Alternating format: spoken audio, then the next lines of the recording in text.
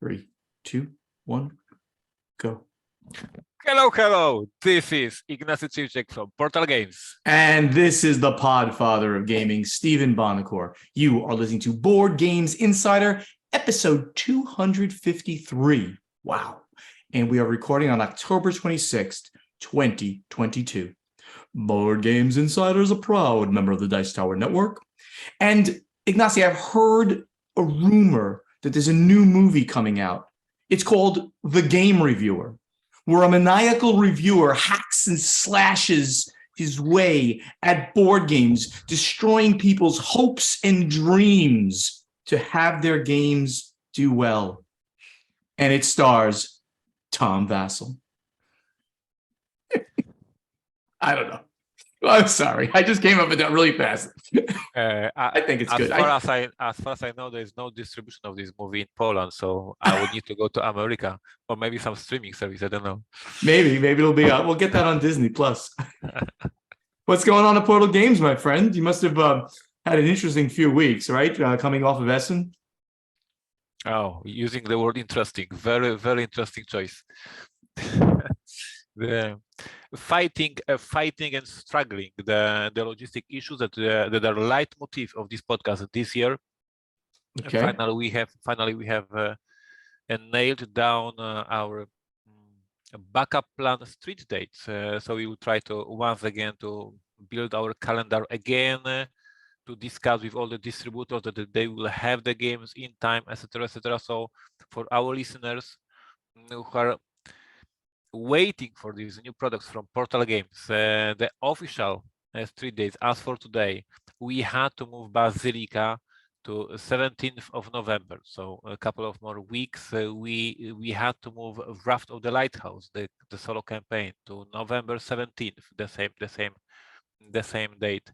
And Brazil, our biggest release for Brazil is 24th of November. What's so funny, sir? So I didn't understand what you wrote here in the show notes because it's European. Yeah, I'm opening the curtain here. I'm looking at the show notes, and Ignacy's written things like 17.xi Basilica, 17.xi Wrath of the Lighthouse, and I'm like, what does that mean?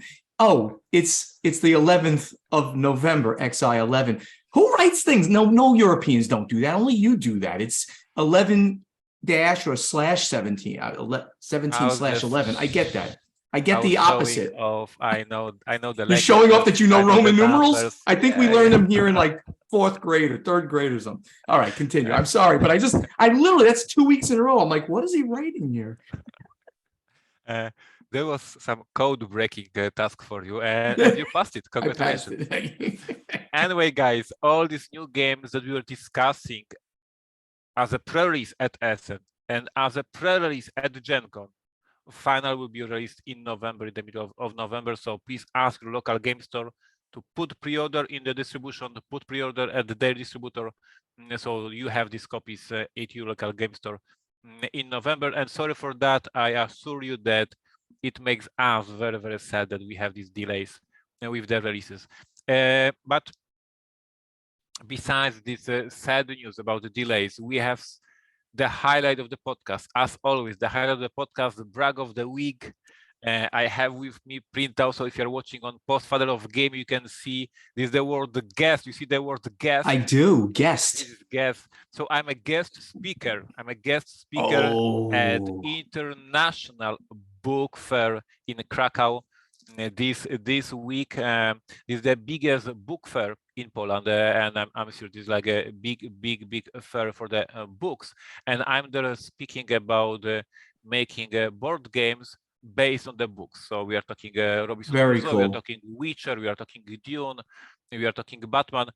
So I'll be having a blast discussing the merge between board game and board gaming and the literature. As our listeners, and you know, I love books and I love games, so this is my natural environment. And additionally, I can brag that I'm a guest speaker, so it's gonna be fun.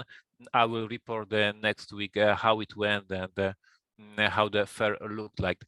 So this is my brag of the week, and the rumors and the gossips and behind the scene about the Portal games, you just missed, our listeners, you just missed the Halloween sale at our website, because when this episode will drop, it's already too late. So as always, I suggest visit Portal Games website once a while, or at least subscribe to our newsletter to know about all these sales and promotions and surprises. So we had a Halloween sale.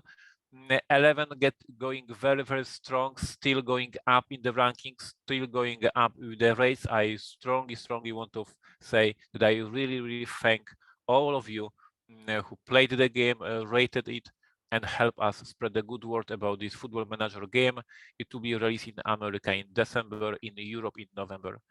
And as for me, as being a designer and developer, playtesting Horgal, our next year release, editing new cases for the Batman. Here with me, I have this, for instance, introduction for the Red Robin for one of the cases. So I'm reading it and editing it. And the last piece of news, there's a new website. Another one. And since Steven just passed the code cracking test, I have a new test for him. So tell us, Steven, if you're able to visit this website. The address for this website, I especially didn't put it in the show notes because I wanted to do this test. The address for this website is ignacytrzewicek.com. Are you serious? Can you write it and visit the website, or is it impossible for you? ignacytrzewicek.com. Well, when I start typing Ignacy T, it knows to do that. So then I do that. So then I put your I click on that and I put the things together, because otherwise I could never spell your name. But copy, it's your name is absolutely unspellable or pronounceable to English speaker. And yes, there it goes. I'm going to allow all the quick. This is a nice website. Look at that. You. So this for all hardcore fans of Ignacy. If you can spell my name, you can visit my website, ignacytrzewicek.com, and you will find my articles, my blogs, my essays, all the different things that I was writing for years, and I'm writing new ones. Just today published a new one. So please visit ignacytrzewicek.com and read some good stuff. So this is what's happening here. Wow, that was a good one.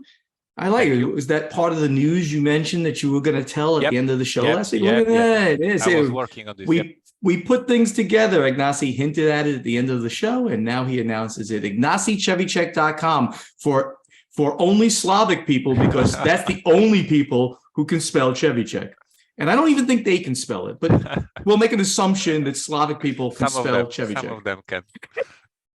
A lot of letters, man. A lot of consonants. All right, over at the Podfather of Gaming, the first thing is my brag of the week. My brag of the week, Ignacy, is that the cruise is closed now. When you hear this, we have 24 cabins booked. I wanted 23 because the Michael Jordan number 23 is better. Why 24? 24 is better than 23, and I'll tell you, really, the funny thing is, it really is, because Royal Caribbean gives you like a free room every 8 cabins, and that doesn't mean anybody's getting anything free. What that means is they give you money, right? So they give you like a free inside room credit, which means like an extra $2,000 is going to charity, which is wonderful. Absolutely. So I don't know the exact number, but the charitable contribution to Ukrainian humanitarian relief is going to be $10,000, give or take. I'm going to make sure it gets to that point. But that's amazing. Yeah, amazing. I'm really proud of that. I mean, I'm really excited. So that's my brag of the week. I mean, that we got that many. People are really excited. We've got geek lists up now for like games being brought and games being requested. So while people out there who are listening to this can't participate now, they can see that this is a real thing, and we hope to. We'll see if we're going to do it again next year in 24. We'll see. But for now, Podfather the Cruise, January 5th through 7th through 15th is happening. Congratulations. Thank you, sir. Appreciate it. In my news of the week, as everybody knows, came back from Essen, had a couple of weeks off. But right before that, the World Series of Board Gaming. So what the World Series is now doing, they're asking if people would like, if some of the VIPs would like to go back and record some of the live commentary on the final games. Now, we were only able to due to the massive amount of technical requirements, we were only able to do one of the final tables per day. And then, of course, we did the semifinals final table, and we did the final table. So I just recorded the live commentary for Terraforming Mars final table, which obviously is near and dear to my heart, and I know the game very well. So myself and Chris George had a great rapport back and forth. We did it, of course, over the internet. So there's a little bit of audio issues. It's not like we're sitting in the same studio like we did the other ones. And I'm going to do this week, tomorrow, in fact, I'm going to be doing the live commentary, live air quotes, right? Because we're doing it later, but all of the game was recorded. I'm going to do it for Acquire, which the Podfather Gaming actually sponsored that one, and Carcassonne. So that's going to be great. It's just so much fun doing this. I feel like I'm a sportscaster on ESPN as I'm doing this, giving live commentary on the actual play, giving color commentary on the players and, where they're from, how many years they've been gaming, all this stuff. So I highly recommend you either go over to the World Series of Board Gaming YouTube channel, or even better, go over to the Podfather of Gaming YouTube channel and look for my playlist with the World Series of Board Gaming. And you can click there and see all the different things, and you can look for Final Table Terraforming Mars, Final Table Acquire. All that stuff is going to be up by the time you hear this in a week from now. Perfect. Other things happening. Again, I've kind of taken off a little bit of time here, just chilling out after the crazy amount of time. But the next trip is BGG-Con coming up in just a week and a half. So if you're going to BGG-Con, please, I beg of you, come over and say hello. Certainly, I'm going to try to say hello to as many people as possible, but there's like 2,500 people there. So come over, say hello. Tell me you're a fan of the show or things like that, assuming you are, because you're listening to my voice right now. And let's play a game. I love playing games. I try to go to the shorter ones so that I can play lots of stuff with people. But let's play a game. Let's get a drink. Let's just hang out and have a good time. Then on Thanksgiving, go back to New York for Thanksgiving, and then PAX U. So if you're not at BGG-Con, hopefully we can catch up at PAX U in Philadelphia. My final thing that I'm going to mention is my buddy, Russ Wakeland from the D6 generation. I've been mentioning him that he launched on GameFound his game called Grim Dark Dungeon Master. However, they canceled it for whatever reason. They didn't like some of the things that were going on. They thought Kickstarter was going to be a more appropriate platform. I highly recommend checking this out because the rules look so good. It looks like they've reimagined a dungeon crawler here. It's better than entry level, but your family can definitely play it. Just check it out if you don't mind. It's a reimagined dungeon crawler. Go to Kickstarter and look for Grim Dark Dungeon Master, Catacombs of the Necromancer, and see what they're doing. It's got miniatures. It looks absolutely beautiful. And I'll be hanging out with Russ. He's going to be down doing a live stream of the game with Tom on Friday. So you can also check that out. By this time, you'll have to go look at the video of it, the recorded video. But I'm going to go meet him, and we're going to be hanging out and getting a drink and dinner and stuff like that on Saturday. Meanwhile, the event deck. So Ignacy, in something that is not truly part of gaming, but it is part of gaming, sort of like the way Hasbro WotC is launching a D20 into space. They're now partnering with Lego, and they are celebrating 50 years of Dungeons and Dragons by asking people to submit ideas to do a Lego product, which you can create this product via their tools or via the stuff that you have at your house if you're a big Lego fan. And what they're looking for is D&D inspired products that if you win, your product will be made and put into stores, be it a fantastic red dragon, be it a little scene with people battling the trolls and things, whatever it is. And they've come up with all kinds of rules for this contest. They've done it before with other IPs. So I'm going to ask people if they're interested in just checking it out, much less actually if they're a big Lego fan, actually creating something, submitting an idea. You go over to ideas.lego.com/challenges and search for D&D or Dungeons and Dragons, the full thing. And you should be able to hit this. It tells you how it works, submission rules. I think this is really cool. There's obviously some huge prizes involved with it and things like that. So there's a whole FAQ. Check it out. A fun little thing that's a tangent to what we do. I absolutely love it. I don't have Legos because I have so many hobbies that I have to to sacrifice something. But I would be fully on board with having Legos and building this stuff if somebody can make it that I have 1 hour more daily, 25 hours. I would probably play with Legos. I see many of my friends building these beautiful constructions, and I'm having fun even just watching what they are building.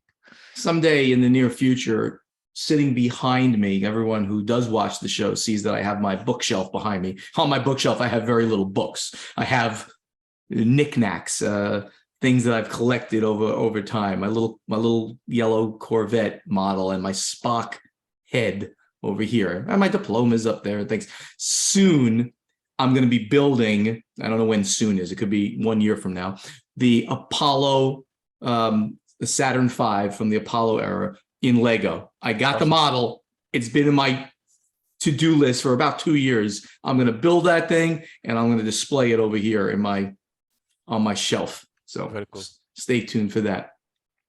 In weirdly sad's not the right word, but bad industry news. And we've been talking a lot about Hasbro and some things that haven't been going well, but things that have been going well. But here was something that I didn't expect. Hasbro's game sales were down 23% in Q3, according to their quarterly report. So Hasbro's total gaming sales, including all brands in both tabletop and digital, were $509 million, down 23% compared to the previous year, according to the company's Q3 release. The company's geek brands were areas of strength within those large numbers. Sales by Wizards of the Coast and digital gaming segments fell only 16% to $304 million in Q3 from $360 million the year before. Tabletop revenues in the segment were down 9% from $269 million to $246 million. And there are saying that some of this was due to changes in the Magic the Gathering release schedule, which I'm sure that could impact that. But this is pretty significant downtrend for their numbers and removing their other games, the mass market stuff, which is also surprising as anything else because people have been staying home more, people have been buying more games. Even their core hobby, their stuff that's under the Wizards of the Coast, down 16%. I was very surprised by this. What do you think, Ignacy? First of all, these are big numbers. Yes. Like we are not talking 3% down. We are talking numbers that are concerning for Hasbro. We are mentioning there is a big company that they are not afraid of anything. When you see such a numbers of sales going down, you have some concerns.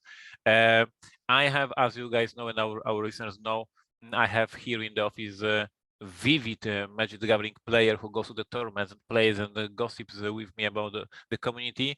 So from the community perspective, what I hear is that there is too many sets released too often, too pricey, that the community is a little bit of tired of all these new cards and new sets and new commander decks, etc., etc. So obviously, for the past 30 years, gamers always were complaining that everything is too expensive and there is too much to buy. But maybe indeed Magic hit the roof with number of products that they can release in a year. We will see what will happen in Q4 because if these numbers are again down, this is like a big news. Like this is one of the biggest news of the year. If for the 2 quarters they go down, so we don't know if this is just a trembling. Yep. For a couple of months or some bigger trend. If there's a bigger trend, this is like, what the hell is happening? A lot of people out there like to hear my financial perspectives because they know I have not only the game industry financial financials background, but of course I had a Wall Street IT, but on Wall Street and an MBA. So I got a lot of financials in my background. I consider Hasbro alone sort of like the Dow Jones Industrial Average.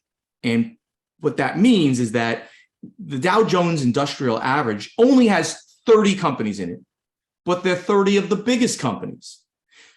So and then you have the NASDAQ, which is 500 stocks, right? It's a completely different concept there. And you have actually the NASDAQ is maybe more than that. I forgot. The S&P 500 is 500, right? So you have these different indexes.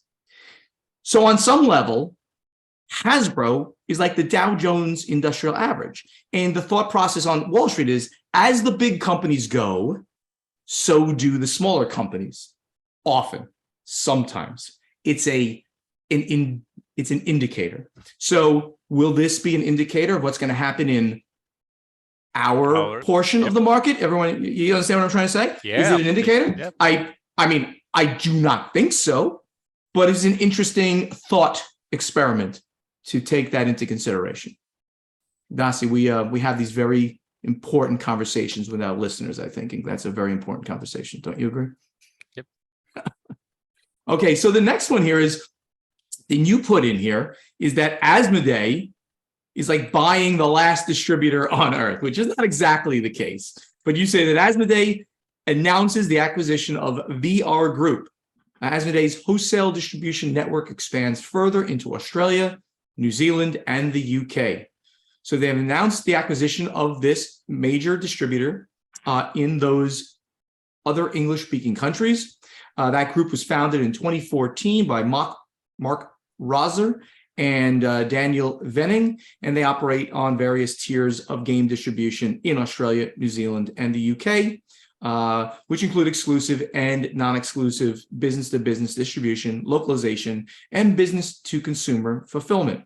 The UK branch of VR Group is a relatively new branch of this company and was formed in 2018 and headed up by managing partner director Phil Jones. So, yeah, Ignacy, I mean, I get why you're saying this is big news. Again, we always talk about Asmodee and them gobbling and gobbling and gobbling, but they've had an almost stranglehold on UK distribution to begin with.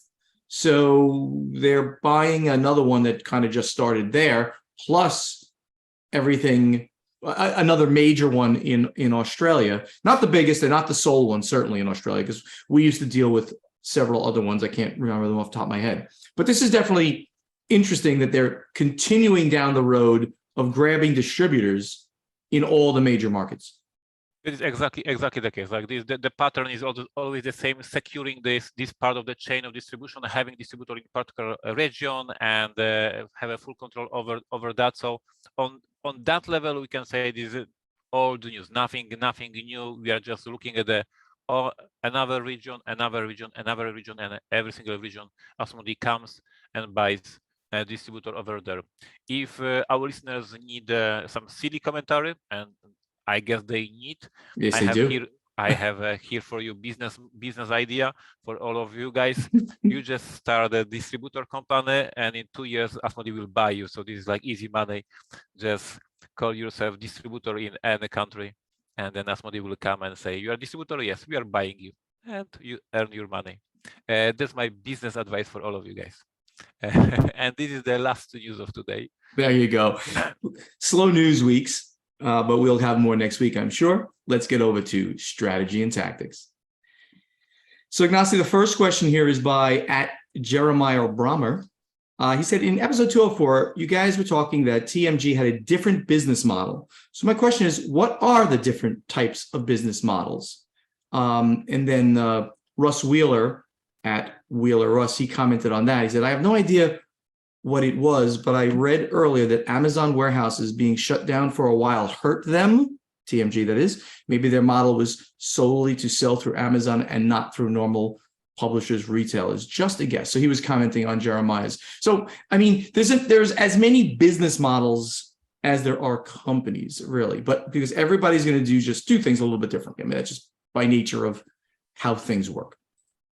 However, TMG had a model such that they would basically only sell direct, and they did not believe in the model of distribution. They wanted to essentially be their own distributor and get 100%. I'm being a little bit rhetorical here. It's not exactly. They wanted to try to get all of the revenue from every sale. Now, well, that's great to try to do.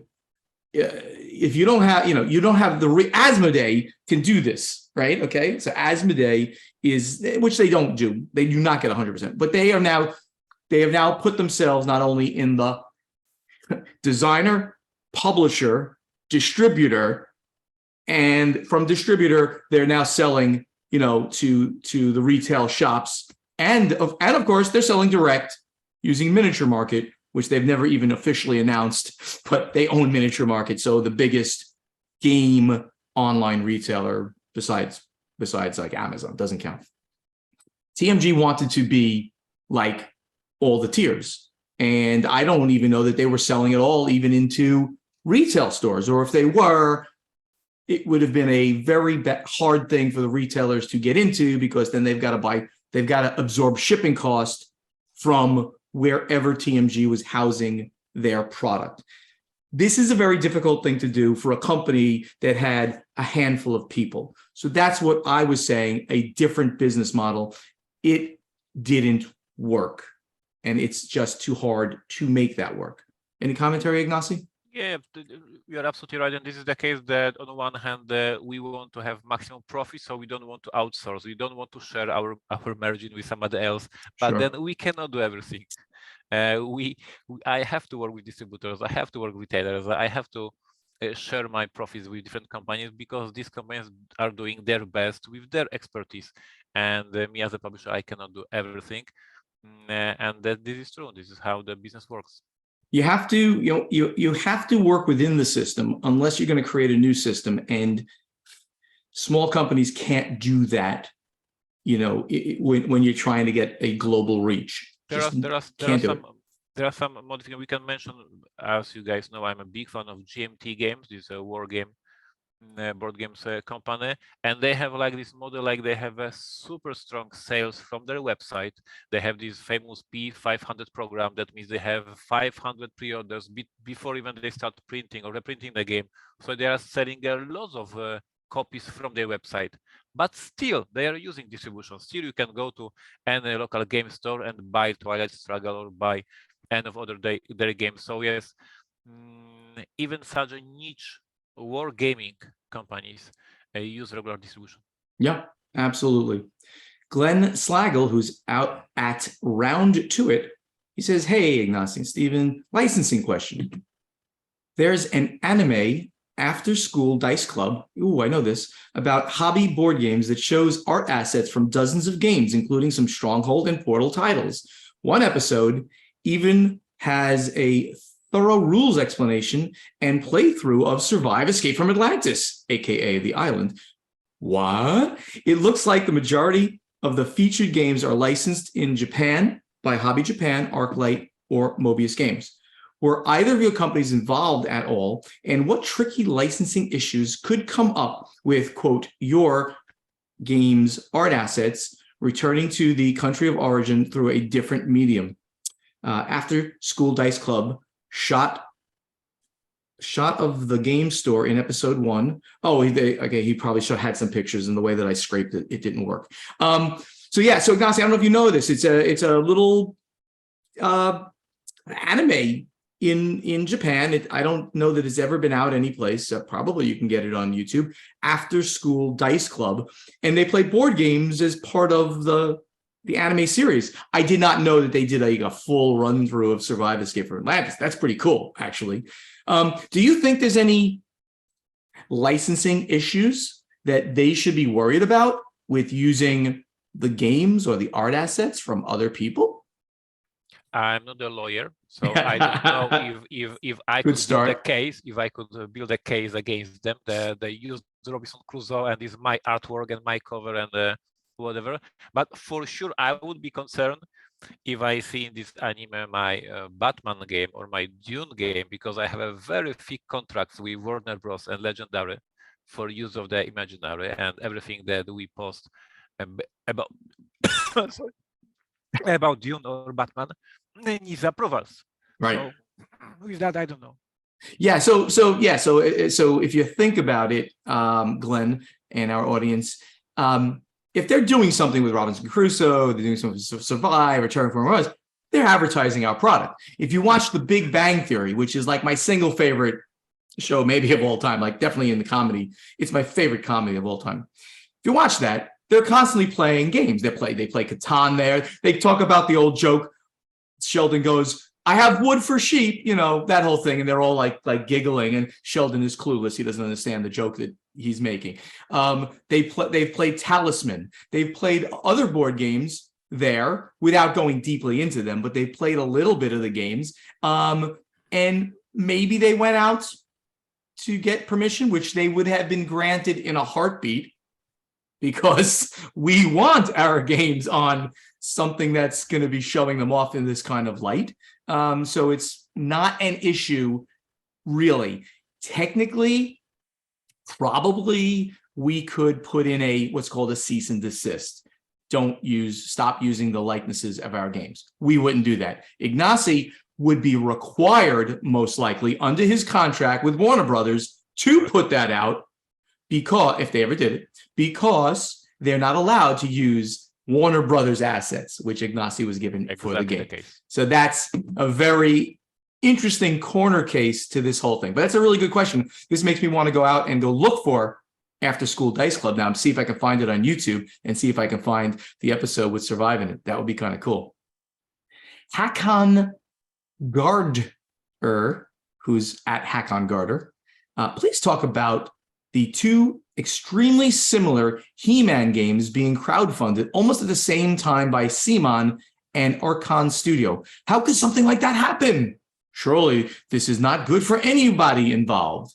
So first of all, this question was posted August 20th, 2021, so about 10 months ago. So we don't know exactly about this, but Ignacy, let's assume that what he's saying is exactly correct.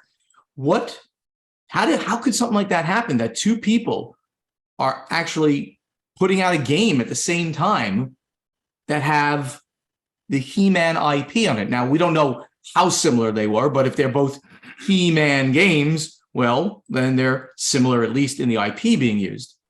So the fact is that the owners of IPs, they want to earn money, and they want to sell this IP to as many other companies as possible. So it is sometimes a thing that they sell for particular region or for the particular set of the characters for this particular series of the thing. So these IPs are then cut in many different special cases that you have the rights to do that, but not that. The most famous, I think, that you gamers can easily understand is that Simon is doing Game of Thrones miniature game, but it is not called Game of Thrones, it is Song of Ice and Fire, right? Because they cannot use the Game of Thrones name, because it's a different license with different things. That's interesting. I did not realize that. I didn't realize, but everybody knows Song of Ice and Fire obviously means Game of Thrones. Yeah. So so most likely, I don't know detail, but most likely these two companies had a He-Man license for different regions. Assuming Archon Studio is a company from Poland, so assuming maybe they get it for the Europe, and maybe the other company Simon has for the America or North America. Like this is how it is done by the owners of IPs. Yeah, exactly. And the first sentence you said there was probably the most important. The owners of the IPs want to make money. Therefore, most of the times, let's take, Lord of the Rings would probably be the best example of all, right? The Middle-earth Enterprises, now owned by Embracer Group, the parent company of Asmodee, has licensed out Lord of the Rings in every possible hobby gaming way known to man, right? Board games, card games, many board games, many types of board games, cooperative games, competitive games. It just goes on and on and on, right? Most of them came out under the FFG flag, so they probably had a really good relationship. But everybody brought them out. Cosmos brought them out. Everybody has brought out Lord of the Rings games.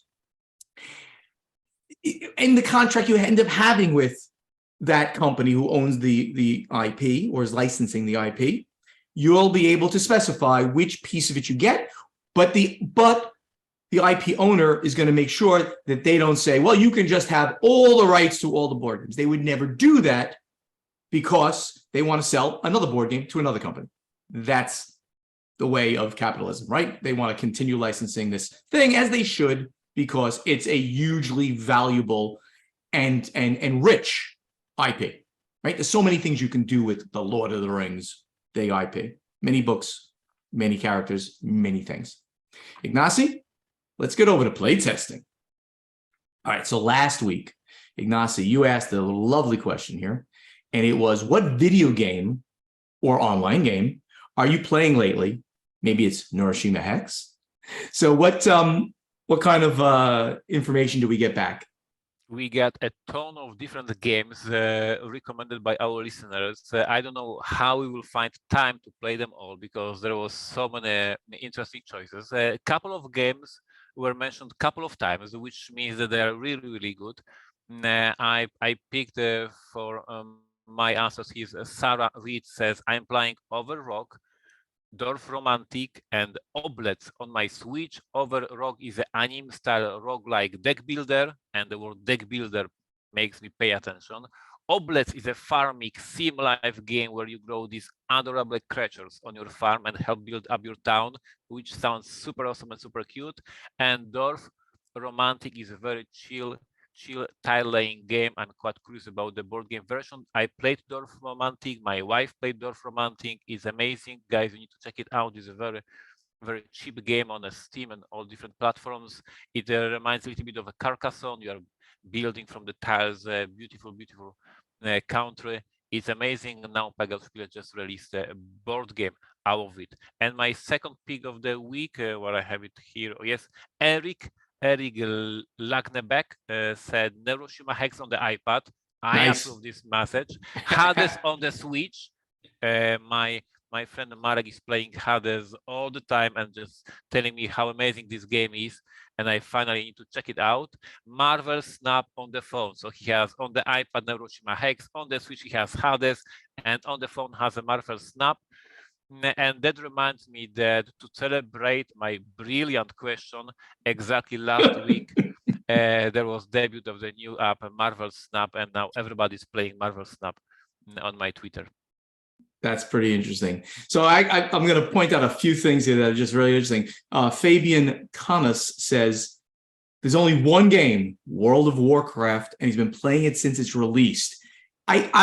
I'm astonished that anybody's still playing that. And I mean, sure, it's great. I mean, it was great. I actually never played World of Warcraft, but I played City of Heroes, which came out almost the same time, which was superhero version of a MMO, and it was great.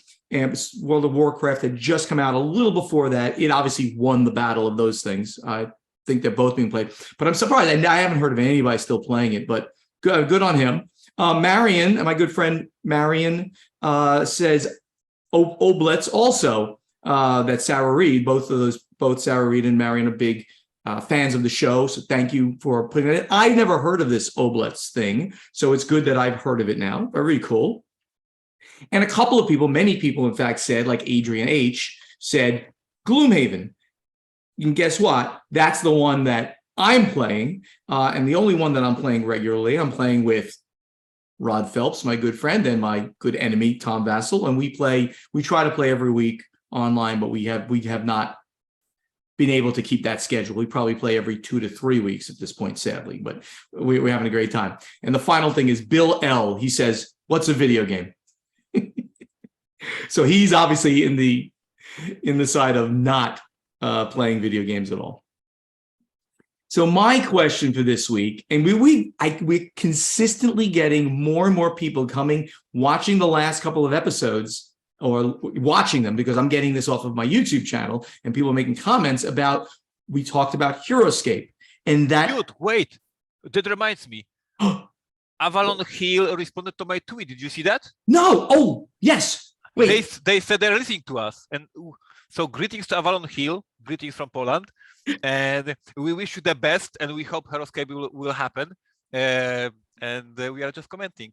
But, it's fun. I don't know. Obviously, they have a Twitter manager or a social media manager. Of course, it's certainly not the president of Hasbro. But if who is this is the case, also we greet you. Also happy. Thanks for listening or watching us. We really appreciate it. But hey, and Avalon Hill Hasbro, we support you guys, and we want this stuff. We want the big gorilla to be able to put this out.